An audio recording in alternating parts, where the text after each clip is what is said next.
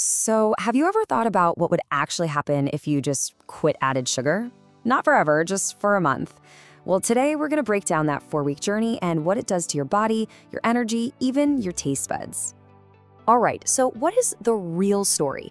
We're going to dive into the science of it. What happens to your metabolism, your liver, even your mood when you cut out that added sugar? And trust me, some of the answers are pretty surprising. Okay, so here's how we're going to do this. We're going to follow the journey week by week. First, we'll tackle why sugar has such a tight grip on us. Then we'll walk through the challenges of that first week, get to the good stuff, the rewards, and finish up with a super practical guide to get you started. All right, first things first, let's talk about the cycle. I mean, why is it that once you have a little bit of sugar, you just want more? Well, it's because your body gets stuck on this metabolic roller coaster. And here's how that roller coaster works. It's a really simple but vicious loop. You eat some sugar, and bam, you get this huge spike in energy. But then your pancreas goes into overdrive, pumping out insulin to handle it all, and that leads to a crash, a hard crash. And guess what your brain does then? It basically screams at you for another sugar hit to get back up. This chart really lays it all out, doesn't it? On one side, you've got that quick, unstable energy from things like sodas and sweets. It's a total mess of peaks and crashes. But on the other side, you've got slow, stable energy from things like complex carbs and healthy fats. That's the good stuff. That's the gradual, sustained release that your body is designed for. Okay, so you've decided to get off the roller coaster. What happens now? Let's dive into week 1. And fair warning, it can be a bit of a shock to the system. But what's amazing is that the changes start happening almost right away. I mean, we're talking within hours. Your metabolism has to completely change its game plan. It's like its favorite super easy fuel source just vanished. So now it has to remember how to do the real work, burning fats and complex carbs for that slow, steady energy. And look, let's be honest here.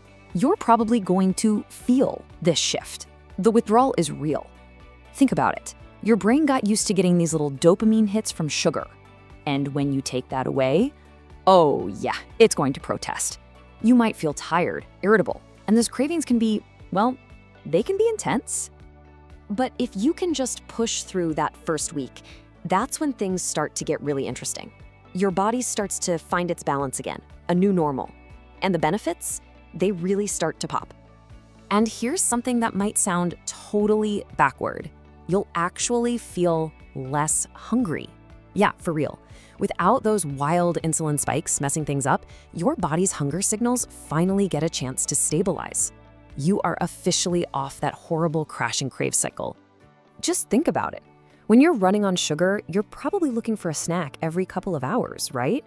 But without it, that slow burn energy can keep you going for 6, 7, maybe even 8 hours. You finally get to stop that constant pecking throughout the day. And then another wild thing starts to happen, usually around week 2 or 3. Your taste buds, they literally reset. That apple you thought was just okay, suddenly it's bursting with flavor. And those super sweet sodas or desserts you used to crave, you'll take a sip and whoa, they'll taste almost painfully sweet. It's incredible.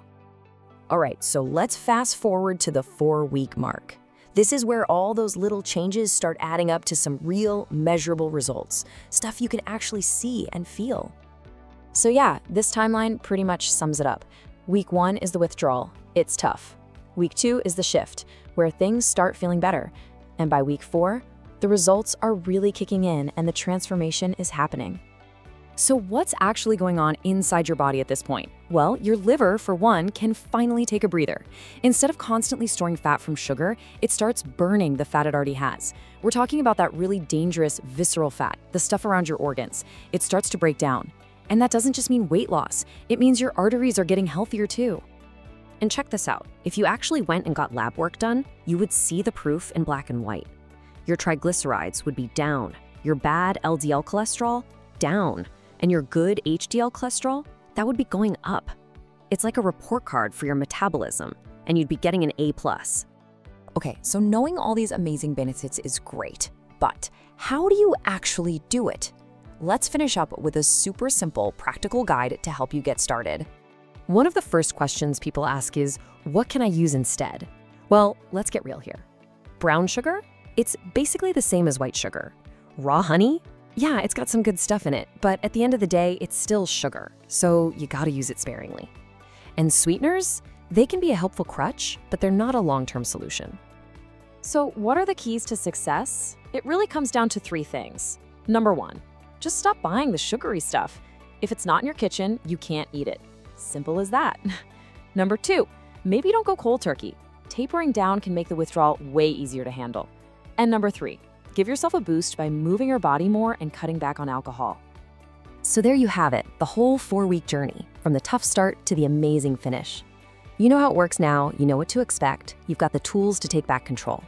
So I guess the only question left is, aren't you just a little bit curious to see what 4 weeks could do for you?